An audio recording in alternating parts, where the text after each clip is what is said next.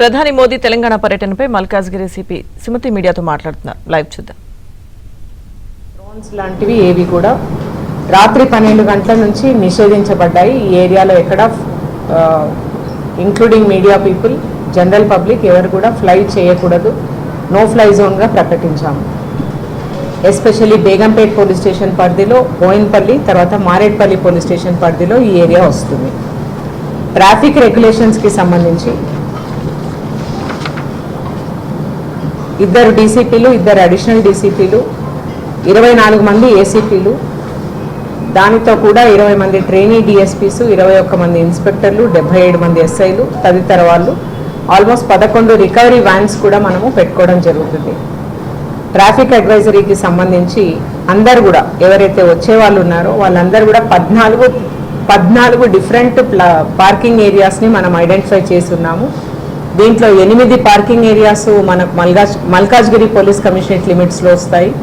ఒక 8 parking areas Hyderabad city పరిధిలో వస్తాయి. దాదాపుగా 3400 ఆర్టీసీ బస్సులను వీళ్ళు ఉపయోగించుకుంటున్నారు. 2500 4 వీలర్స్, వివిధ రకాలైన 4 వీలర్స్ని ఈ మొబిలైజేషన్కి వాడుకుంటున్నారు.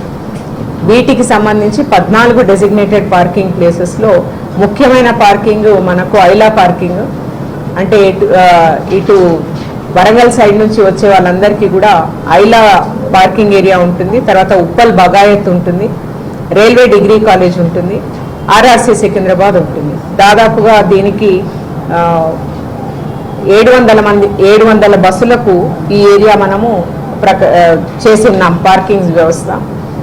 ప్రతి చోట కూడా మనము క్లియర్గా QR కోడ్ ఆ బస్సు మీద, తర్వాత ఆ ఏరియాలో మనం స్టిక్ చేసి ఉన్నాము.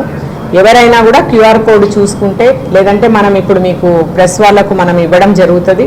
ఈ QR కోడ్ ప్రాపర్గా మీరు ప్రకటిస్తే ఆ ఏరియా నుంచి వచ్చేవాళ్ళు ఆ QR కోడ్ స్కాన్ చేసుకొని క్లియర్గా వాళ్ళు ఎక్కడ పార్కింగ్ అన్నది వాళ్ళకు తెలిసే వ్యవస్థ ఏర్పాటు చేయడం జరిగింది.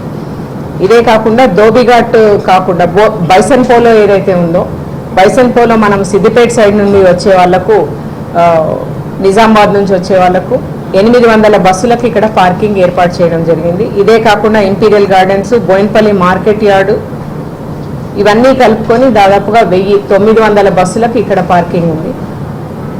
ఇది కాకుండా సిటీ ఇటు గద్వాలు, తర్వాత మహబూబ్ నగర్ ఇటువైపు నుంచి వచ్చే వాళ్ళందరికీ కూడా మనము సిటీ ఎంట్రీ అయిన తర్వాత, చాదర్ఘాట్ నుంచి ఎంట్రీ అయిన తర్వాత ఎన్టీఆర్ స్టేడియం, తర్వాత bus Bhavan, Nizam college grounds పార్కింగ్కి ఇవ్వడం జరిగింది.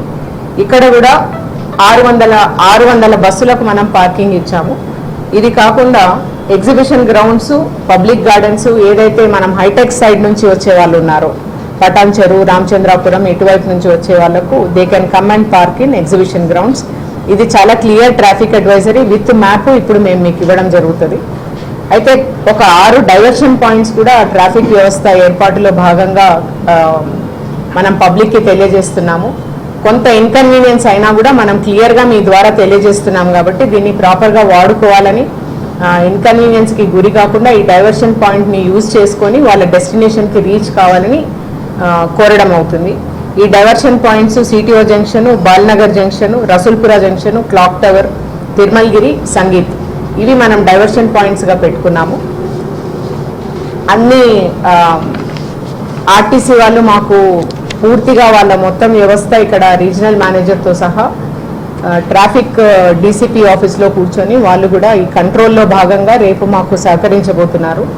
అంటే ఎక్కడ పార్కింగ్ చేసిన వాళ్ళు ఏ గేట్ నుంచి ఎంటర్ కావాలన్నది కూడా మీకు ఇవ్వడం జరుగుతుంది.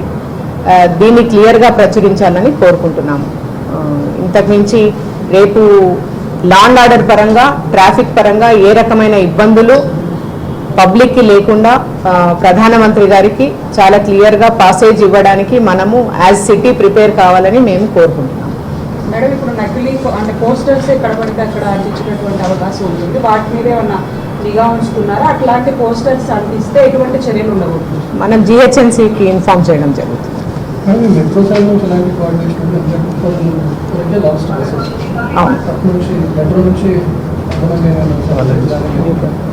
They are only taking care of it. The organizers are taking care of metro arrangement.